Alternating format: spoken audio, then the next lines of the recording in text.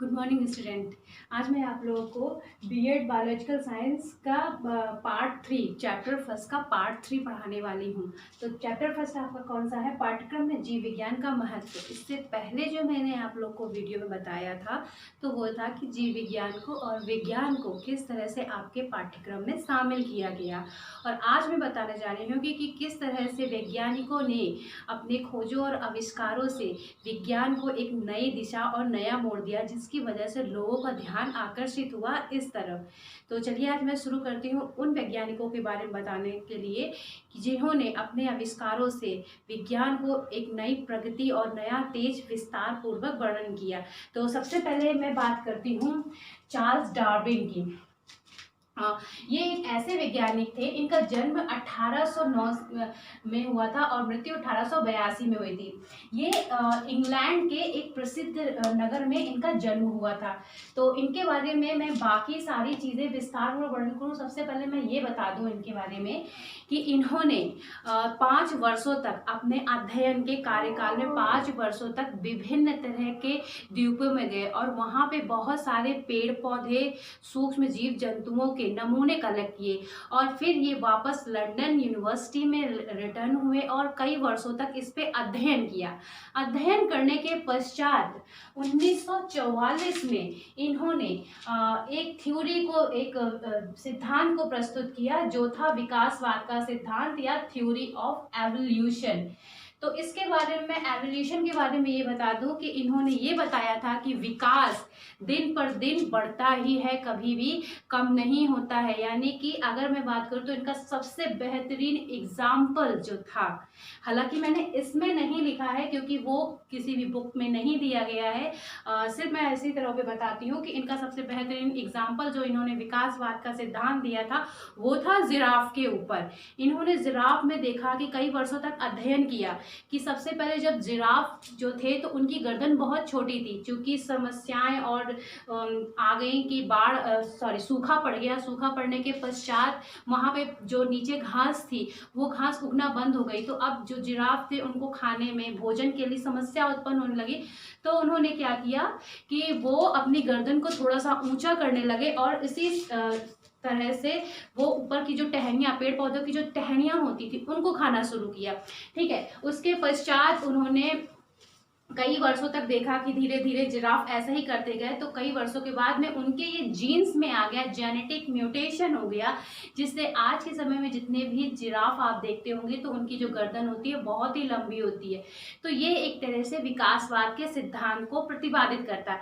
आइए उनके जो 2 प्रमुख सिद्धांत थे, सबसे पहले सिद्धांत के बारे में डार्विन के जो 2 प्रमुख सिद्धांत थे उसके बारे में अगर मैं बात करूं, सबसे अधिक समर्थवान ही जीवित रहते हैं। इसका मतलब ये है कि आज के समय में केवल वही जीवित रह सकते हैं जो सभी तरह के प्रकृति में आई हुई विभिन्न तरह की चुनौतियों का सामना करते हैं। सामना करने के पश्चात में सभी तरह के मौसम का सामना करते हैं। अगर मैं बात करूं तो यहाँ पे बहुत सारे तरह के बदलाव होते हैं, मौसमों में बदलाव होता है। कुछ ऐसे जीव जंतु हैं जो इन मौसम के बदलाव को नहीं झेल पाते हैं, बर्दाश्त नहीं कर पाते हैं, तो वो वहीं पे ही खत्म हो जाते हैं। लेकिन जो इन चुनौतियों का सामना करते हैं और वो अपने आप को इस प्रकृति में बनाए रखने के लिए दिन रात प्रतिस्पर्धा करते हैं, तो वही केवल जीवित रह सकते हैं। यहाँ पे समर्थवान का मतलब ही यही है कि वही जीवित रह सकते हैं जो सभी तरह की समस्याओं को समाधान करते हुए आगे बढ़े।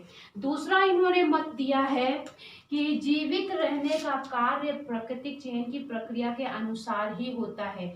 यहाँ पे मैं एग्जाम्पल एक दूंगी सिर्फ और सिर्फ डायनासोर का।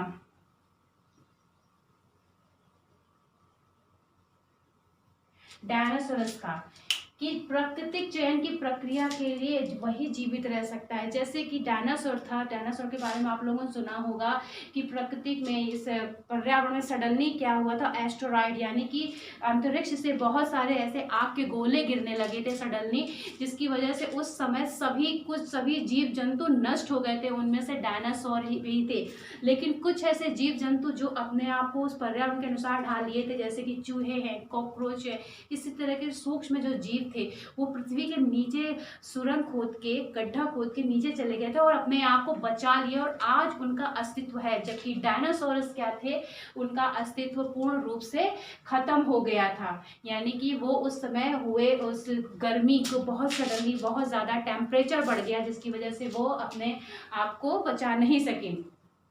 नेक्स्ट मैं बात करती हूँ ग्रेगर जॉन मेंडल की। ग्रेगर जॉन मेंडल आनुवांशिकी के जन्मदाता कहे जाते हैं। इन्होंने आनुवांशिकी के ऊपर बहुत ज़्यादा ही रिसर्च किया था। आइए समझते हैं पहले इनके बारे में। ग्रेगर जॉन मेंडल ऑस्ट्रिया निवासी पादरी तथा जीव विज्ञानी मेंडल ने सजीवों के गुणों एवं विशेषताओं का पीढ़ी दर पीढ़ी हस्तांतरण की प्रक्रिया की खोज की और इन्होंने खोज के अनुसार लॉ ऑफ हेरिटेंस बनाया, यानी कि आनुवांशिकता का नियम। लॉ ऑफ हेरिटेंस, आनुवांशिकता का नियम। ग्रेगर जॉन मेंडल आनुवांशिकता के ऊपर 3 इन्होंने रूल दिए थे, 3 नियम को प्रतिपादित किया था। पहला था लॉ ऑफ सेग्रीगेशन, दूसरा था लॉ ऑफ इनहेरिटेंस,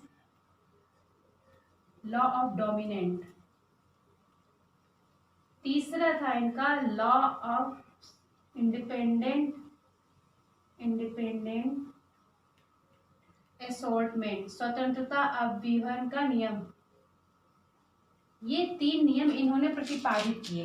दरअसल इन्होंने ये बताया ग्रेगर जॉन मेंडल ने कि इन्होंने 2 मटर के पौधे लिए थे। मटर के पौधों पर ही इन्होंने पीस प्लांट जो थे, मटर के पौधे थे, उस पर ही इन्होंने अपना सारा रिसर्च किया। कई वर्षों तक इस रिसर्च के अध्ययन के बाद में इन्होंने ये प्रतिपादित किया कि जो अच्छे 2 ऐसी अलग अलग जनरेशन के पौधे लिए और उन दोनों के बीच में क्रॉस कराया। क्रॉस कराने के बाद में जब नई पीढ़ी उत्पन्न हुई तो उसमें जो लक्षण उत्पन्न हुए थे वो बिल्कुल डिफरेंट थे। तो इसी तरह से इन्होंने कई पीढ़ी तक क्रॉस कराते गए और हर बार कुछ न कुछ लक्षण अलग ही थे। यानी कि जीन्स तो वही थे, एक ही फैमिली के थे, लेकिन लक्षण जो उत्पन्न हो रहे थे उसके आधार पे बताया कि जो लॉ ऑफ डोमिनेंट है, यानी प्रभाविकता का नियम।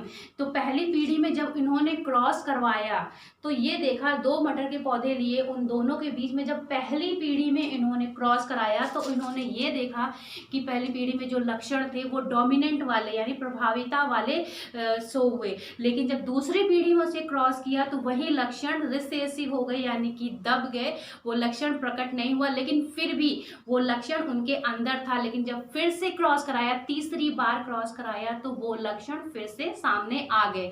तो इस तरह से इन्होंने बताया कि जब क्रॉस होता है 2 पीढ़ियों में, 2 ऐसे अलग अलग कैरेक्टर्स में, तो जो लक्षण उत्पन्न होते हैं तो वो डोमिनेंस कहलाते हैं और जो लक्षण छुपे रहते हैं वो लॉ ऑफ सेग्रीगेशन या लॉ ऑफ रिसेसिव कहलाते हैं। ठीक है, अब मैं नेक्स्ट बात करती हूँ लुईस पाश्चर की।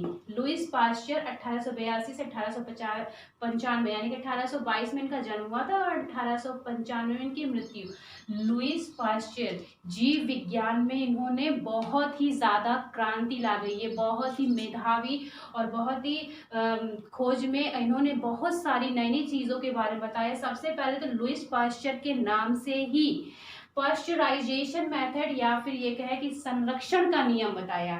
संरक्षण का नियम इन्होंने किस तरह से ये बताया कि ये जो संरक्षण होता है, जैसे कि आपका दूध आप रख देते हो, दूध को सपोज आप लाए बिना बॉईल किए, अगर आपने ऐसे ही उसको थोड़े समय के लिए बाहर रख दिया तो थोड़े समय बाद दूध क्या होता है, उसमें से स्मेल आने लगती है या दूध फट जाता है। रीज़न क्या है कि हमारे आसपास जो बैक्टीरिया वायरस होते हैं दूध में क्या करते हैं, वो इन्फेक्शन पैदा करते हैं, दूध में वो खराबी ला देते हैं। तो अगर आप दूध को बॉयल करके उसी एटमॉस्फेयर में नॉर्मली छोड़ देते हैं तो दूध खराब नहीं होता है। यानी कि 70 डिग्री सेंटीग्रेड में दूध को 1 मिनट तक बॉईल करना, उसके बाद फिर ठंडा करना, तो दूध उससे खराब नहीं होगा। इसी तरह से दूध है, क्रीम है और भी ऐसे उत्पाद हैं, अगर आप उन्हें गर्म कर देते हो तो उनके जो खराब होने के चांसेस है वो कम हो जाते हैं।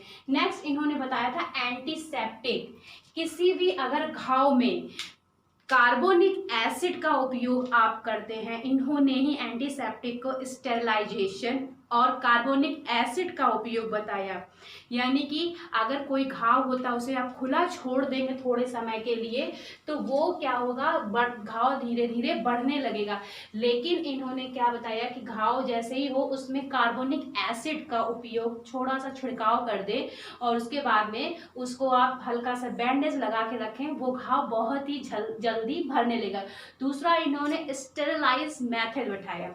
स्टेरिलाइज में क्या होता है कि ये सर्जिकल मेथड होता है। जब आप ऑपरेशन थिएटर में सर्जरी करने जाते हैं तो जो इक्विपमेंट होते हैं, जो उपकरण होते हैं सर्जरी के दौरान इस्तेमाल किए जाते हैं, उनको इस्तेमाल करने से पहले अगर बहुत तेज़ी से गर्म कर लिया जाए, फिर ठंडा किया जाए, फिर उसका इस्तेमाल किया जाए तो जो पेशेंट को होने वाला इन्फेक्शन होता है उस उपकरण से वो नहीं होता है। तो इस मेथड को स्टेरिलाइजेशन मेथड कहते हैं। नेक्स्ट मैं बात करती हूँ फर्मेंटेशन। ये है आपका फर्मेंटेशन। फर्मेंटेशन को फर्मेंटेशन के जरिए ही शराब बनाई जा सकती है, जिसको आप लोग फफूंद कह सकते हैं, ईस्ट कहते हैं। दरअसल ईस्ट के जरिए ही फर्मेंटेशन की प्रक्रिया पूरी होती है।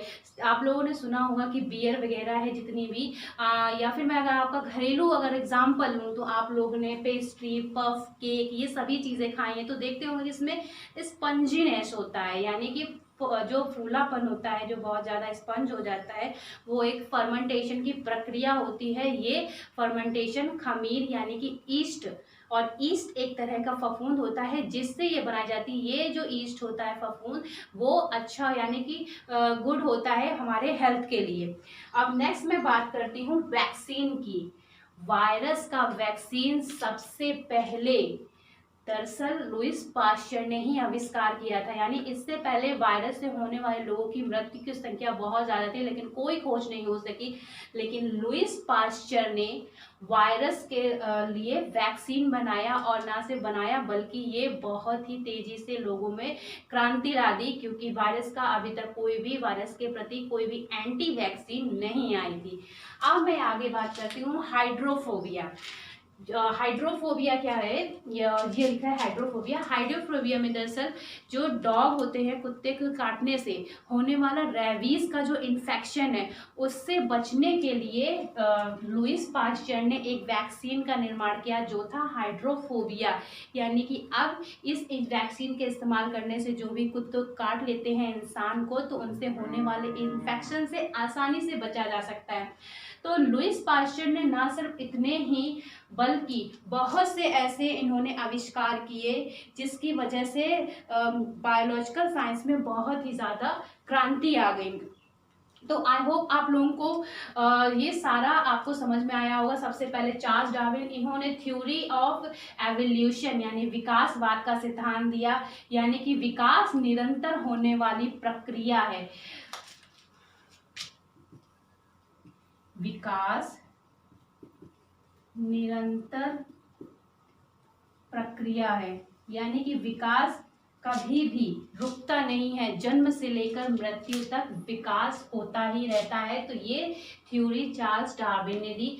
दूसरा हमारा ग्रेगर जॉन मेंडल ने आनुवांशिकता के ऊपर बताया, यानी कि आनुवांशिकता वो होती है जो हमारा एक पीढ़ी से दूसरी पीढ़ी और दूसरी पीढ़ी से तीसरी पीढ़ी में जो हमारे लक्षण जाते हैं वो आनुवांशिकता कहलाता है। जैसे कि उन्होंने डीएनए के बारे में बताया कि डीएनए में ऐसा पाए जाने वाला एक है क्रोमोसोम जो हमारा एक पीढ़ी से दूसरी पीढ़ी से जो हमारे ही जनरेशन का होगा, तो वो इन्होंने बताया। लुईस पाश्चर ने पाश्चराइजेशन मेथड बताया, एंटीसेप्टिक बताया, फर्मेंटेशन बताया, वैक्सीन बताया, हाइड्रोफोबिया बताया। तो इन्होंने बहुत, ये एक ऐसे चुनिंदा वैज्ञानिक थे जिन्होंने अपने आविष्कारों से, अपने खोजों से बायोलॉजी में एक नई क्रांति ला दी। तो आई होप आप लोगों को ये पूरा समझ में आया होगा। आप इसको नोट भी कर सकते हैं क्योंकि ये बहुत ही इम्पॉर्टेंट है। नेक्स्ट वीडियो में मैं आप लोगों को भारतीय वैज्ञानिकों के बारे में बताऊंगी। Thank you.